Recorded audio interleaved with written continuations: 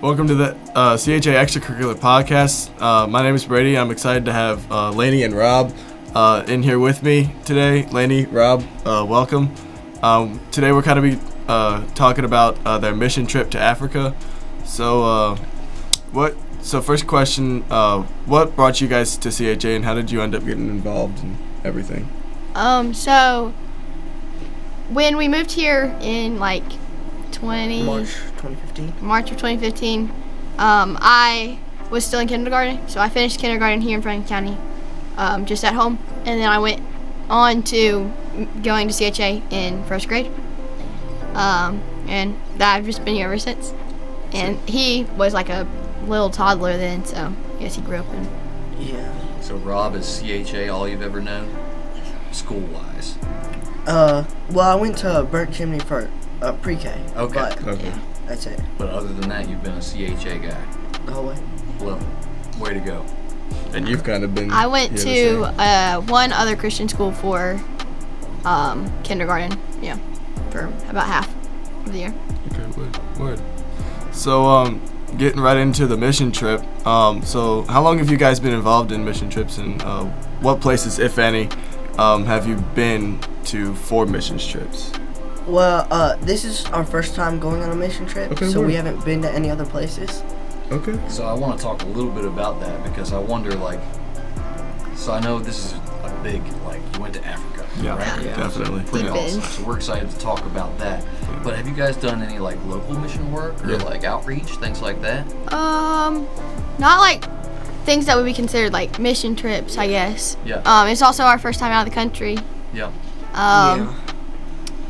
But we've done other things like helping the community, but Yeah. not necessarily mission trips. Yeah. How about before we dive into specifics, what do you think is kind of the difference between local outreach versus international outreach? How do you see them differently? I mean, I think they're both important. yeah.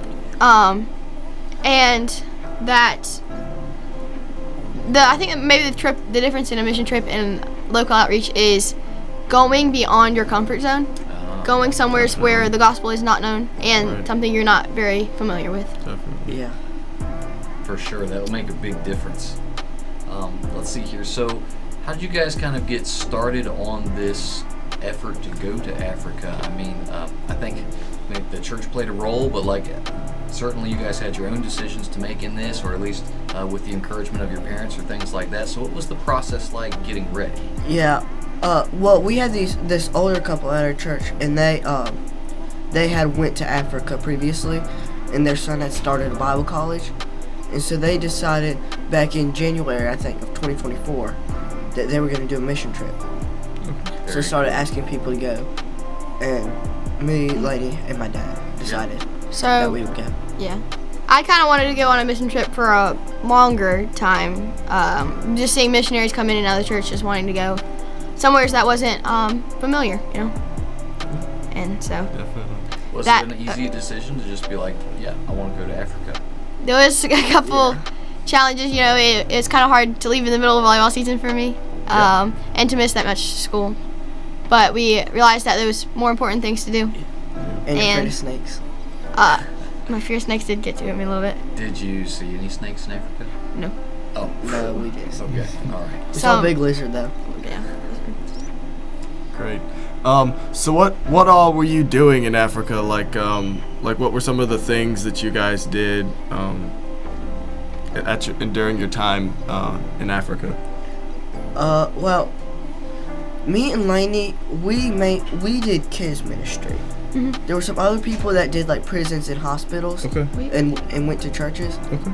And we went, but we mainly did children's ministry. Okay. And what were some of the things that you did with the kids? Was there a VBS or what did you guys mainly do with the kids during your time? So they had a private school there, not necessarily a Christian school, but that was welcoming to us to take us there. So almost all of the days we went to a different class in the morning. Like a different class, but like one day we did second and third, fifth and fifth, fourth, fifth, and sixth one day. 95 kids. That was a lot of kids. And So first grade. yeah, we did first grade. We went there and we had planned out different things to do, like with the puppet stage and crafts and stuff, just to spend time with the kids and teach them about Jesus. So you guys got to do some puppet shows. Yeah. Yep. Is there one that stands out, or did you do like the same ones each day or something? Or like We had 3 different ones. yeah. One of them was David and Goliath. Very One nice. was about fruit of the spirit, and one was when Lani shared the story of Noah, I would be doing the puppets and like asking her questions about the story and making comments. Very cool. Any chance we can get that done here at CHA sometime? I don't know. I don't know. The kids might like it, but Speaking of which, like, how did the kids respond to you guys? What was that like?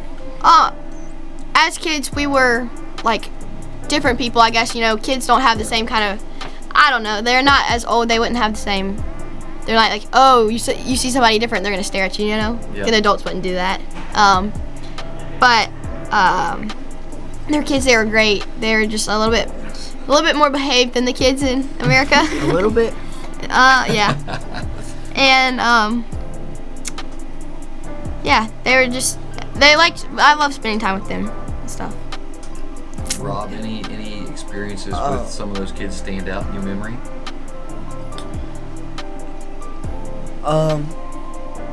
Well, just working with the kids, I just think it's great. Yeah. Because that's where I'm best at, is working with the kids. Yeah. And something that stood out to not only just kids but everybody, they could tell, like, we weren't from Ghana.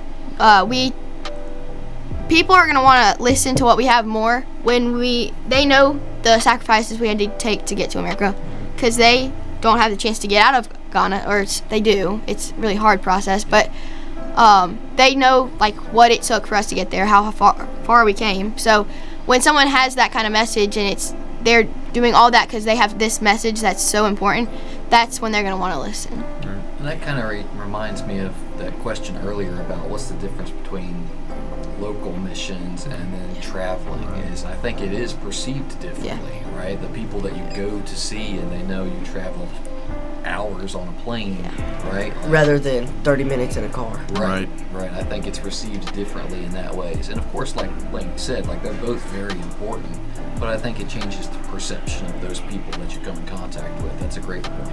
Yeah. Let's see here. So we talked about you all did some puppet shows. Any other things that you recall doing, or maybe any moments where you got to specifically share your faith, whether directly or just through like praying publicly or other things like that? Did anything like that come to mind? So Monday, the Bible college, the students always go out to the streets and just spread the gospel and pray for people. So that day we paired up with them went out, like, so I was with a college student, he was with a college student. We went out and talked to them, and the ladies, they were like, these guys normally tell us they're busy, but they can tell you guys have something to share with them. That's more important. So we went out and prayed with them. I think my dad, he saw 3 salvations that day. And yeah. And then on Tuesday, we did something similar. We went into the market, and they started playing music, and we danced, and my dad preached a little bit. Yeah.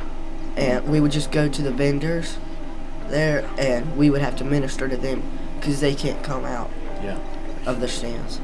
Now, was there like I know you were saying that your dad was preaching. Was there anything like specific? Like, did you have to learn any of their language, or did they have to learn any of their language? Like is that something that you would need to do in preparation to go? So they know English and their native language. Okay. But English is their second language. I got you. So the younger generations know it better than the older. Okay. so their native language is Finti, and well, some of the people there tried to get me to catch on to some of the lyrics. I was like, guys, I speak English. I've been doing Spanish homework for most of the day. I don't know if I can catch on to this. Yeah, but definitely. How about, Aquaba? did you learn anything like hello or goodbye? Aquaba, I think, is welcome. Welcome. We did use God bless you one of the times. Very cool. And you kind of mentioned, so I want to know some of this other stuff about like cultural experience, right? Going to another country is very neat, but it also helps you realize like there are a lot of things in common with people, right? With humans, but there are also cultural differences that are pretty noticeable when you go to another place. So is there anything interesting that stood out to you about the culture there versus, you know, the United States? Yeah. So the hospital and the prisons were kind of where we like, the hospital's kind of where our eyes were opened. You know, we went there and it was not Roanoke. It wasn't Rocky Mount Hospital, but this was one of their bigger hospitals in Africa.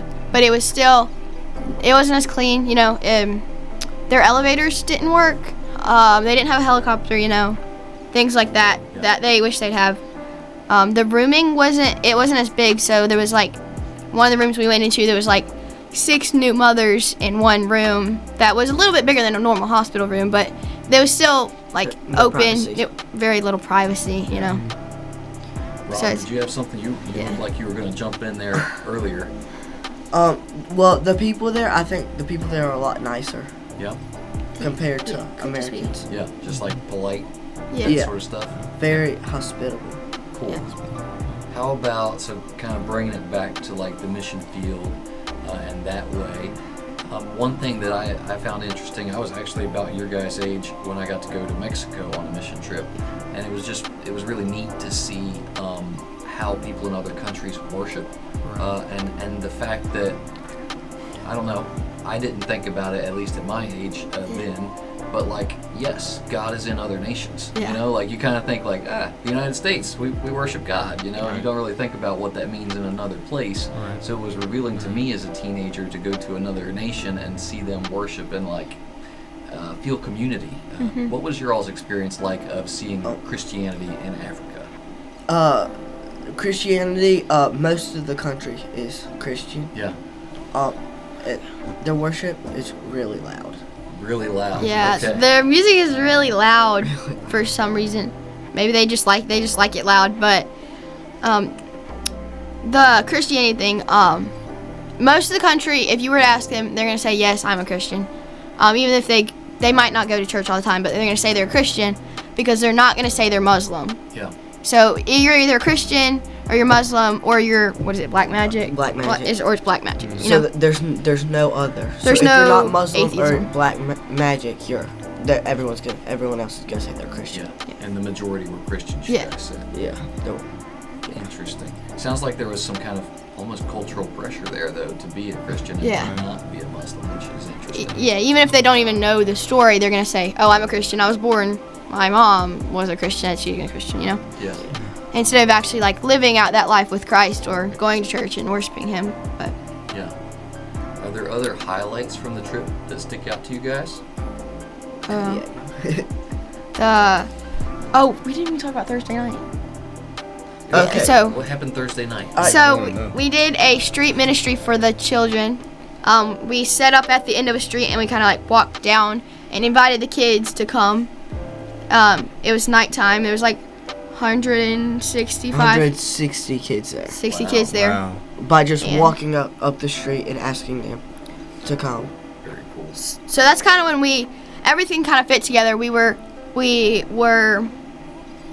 had been working all week on our messages and like it all fit together perfectly. Like we were trusting the Lord with what we were saying, and it just flowed better. It's like practicing, and then like Thursday is the big thing. Yeah. By Thursday, like we didn't even need the adults' help. It was me and Rob and Caden. We got it done. And like they would help with some of this stuff. Yeah. And then by Friday night, we just they just sat on the side on the wall That's and just awesome. watched us do it. That's really cool. So you guys you were pretty much leading that then, right? Yeah. Yeah. That's excellent. That's so Yeah, that is encouraging to great. hear. Yeah. So we did part of the kids ministry. We had a group from this. They're like a youth group almost, that like ministry team that helped us that week with Pastor Max. He helped us, and he had or apostle, I guess. He had some students that were college age that helped us with the kids and stuff. And they were nice. Very their program was called Make a Difference. No, it was not. It was Perfect Love International. Perfect Love, but they No, were. that was just stop. What? That Well, wasn't perfect love certainly makes a difference. Yeah, perfect Yeah. love. Yeah. we can Yeah. agree on that. We'll agree. Well, yeah. We can check the name later and get Yeah. it back to the Right. people. Sound good? Hey, I know we've got this last question here, Brady, but I'm going to kind of turn it around a little Okay. bit. Is that okay? Yeah, go ahead. I want to ask you guys, after taking this mission trip, what is kind of a new perspective you have on missions work? And then kind of following that one up would be, do you hope to go again? So let's start with, what's your new perspective on missions work? It's a lot harder than it looks. Not like doing the mission work is hard, but all the preparation. Yeah. You can't just say we're gonna go on a mission trip to wherever, and then just go. Yeah. You have to prepare, and Yeah. it took us like a year For sure. to get everything ready. Yeah, we worked like certain things, going from country to country, you know. We split all of our ministry supplies between 2 suitcases. So like if we had 40 boxes of crayons, 20 were in this suitcase, 20 in this suitcase. Just in What got case something lost? got lost, Yeah, we'd yeah. still have some supplies. That's smart. Yes. What was the second question? So, do you look forward to going on another mission trip? I mean, is that something that you see in your future now that you've done it once, or or is it kind of like, well, I really appreciate people who do missions work, and I'll be glad to support them. You know what I mean? So- because both are important. Yeah, You know? yes. I would want to go on another mission trip. Yeah. So, one of the things that's the last part of your question, but one of the things that we said that there are goers and there are senders. Yeah. There are people that send. They are still in America. They help raise money and they pray for people while they're gone. And there's goers who are spreading the gospel and doing everything. And Both we've are had, important. they're both very important. So we had 2 other missionaries come to our church, one from New Zealand and one from Brazil. So those kind- might be in the future. We're kind of arguing. Where we're going. Because Rob wants to go to New Zealand, I want to go to Brazil. We'll see it when that happens, but Very cool. Yeah, definitely. Well, thank you, Lani and Rob, for coming and talking with us today. I hope to see you guys on here sometime again soon. Yeah. So don't forget that you can find the podcast on YouTube, and make sure to like, comment, and subscribe. And with that, we're gonna sign off. So we'll see you guys on the next one.